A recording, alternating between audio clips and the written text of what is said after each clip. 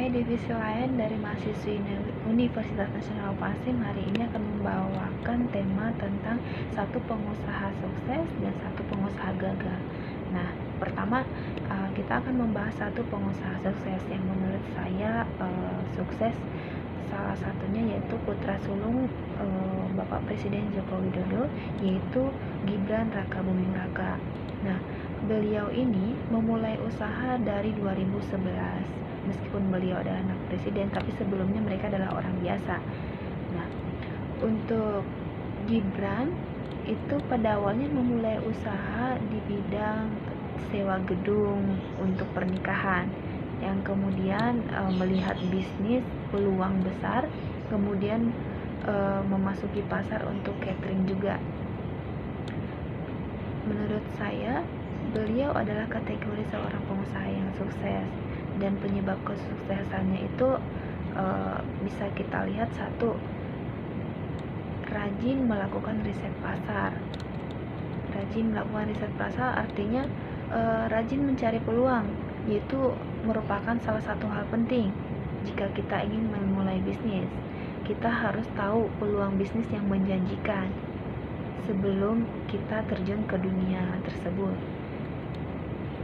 Gibran menganggap peluang di bisnis kuliner itu, terutama catering, sangat besar karena seringkali dibutuhkan dalam event penting, misalnya saja pernikahan.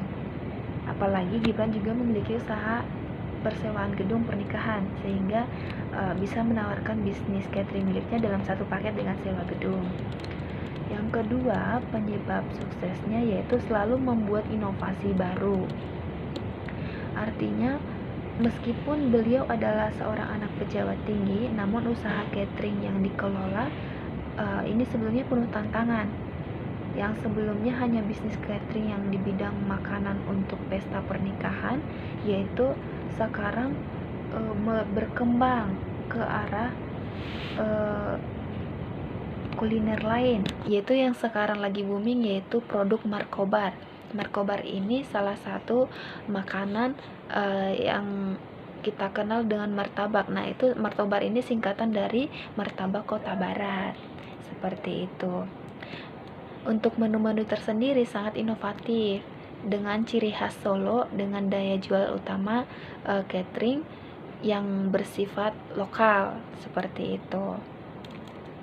Nah, penyebab suksesnya yang ketiga, beliau memiliki manajemen bisnis yang matang. Artinya sebelum terjun ke dunia bisnis kuliner itu, beliau terlebih dahulu belajar bagaimana manajemen, mulai dari staff yang pada awalnya memang kan bisnisnya ini dengan tradisional, maka beliau membekali karyawannya dengan keterampilan dan kecepatan yang mumpuni sebagai jaminan kepuasan buat para pelanggan. Yang keempat, yaitu penyebab kesuksesannya memiliki kemampuan beradaptasi dengan perubahan, dimana sekarang ini kan zamannya teknologi ya. Jadi beliau juga memanfaatkan teknologi untuk melakukan pemasaran produk, terutama untuk penjualan, seperti itu. Dan kemudian pada awalnya kan martabak markobar ini hanya ada di Solo, sekarang sudah ada di rata-rata semua kota besar di Indonesia loh. Contohnya Surabaya, Jakarta, Palembang, Sumatera juga sudah ada, di Bandung juga ada, di Buah Batu gitu. Yang kelima, memiliki keunikan produk. Keunikan produk ini salah satu yang bisa kita lihat dari produk martabak markobar ini, di mana memiliki banyak varian rasa.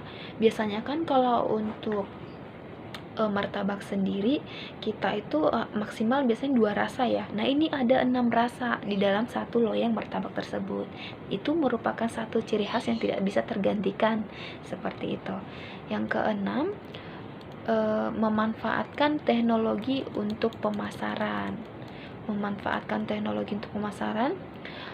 Pada awalnya untuk bisnis catering tersendiri, Gibran mengaku melakukan promosi secara langsung kepada masyarakat.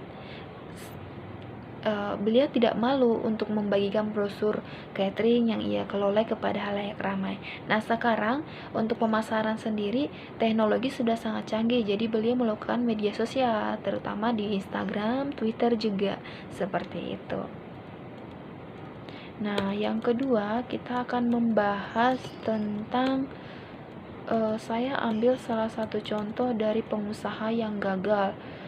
Yang menurut saya salah satu pengusaha yang gagal itu yaitu bisnis make up dari Manohara Odelia. Sebelumnya beliau ini memiliki bisnis make up guys pada tahun 2015, menjual aneka jenis make up, contohnya itu lipstick, maskara, produk blush on juga, dan juga skincare.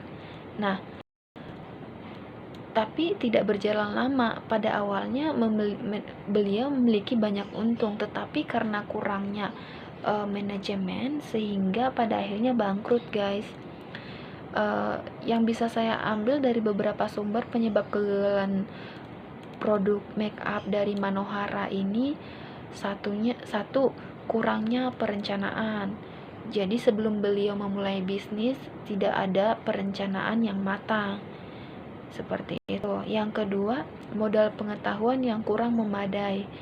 Seperti yang kita ketahui, sebelum kita memulai suatu bisnis, seharusnya kita punya modal pengetahuan nih tentang bisnis yang akan kita mulai. Apabila kita tidak tahu apa-apa tentang produk tersebut, ya pasti tidak akan bisa jangka panjang. Nah, yang ketiga, sistem marketing yang berantakan, di mana terdapat konflik antara pemasar dan pemilik produk tersebut sehingga tidak berjalan dengan baik. Yang keempat, kurangnya manajemen finansial. Yang sebelumnya pada awal di launchingnya produk make up dari Manohara ini sebetulnya banyak untung, tetapi karena tidak diatur dengan baik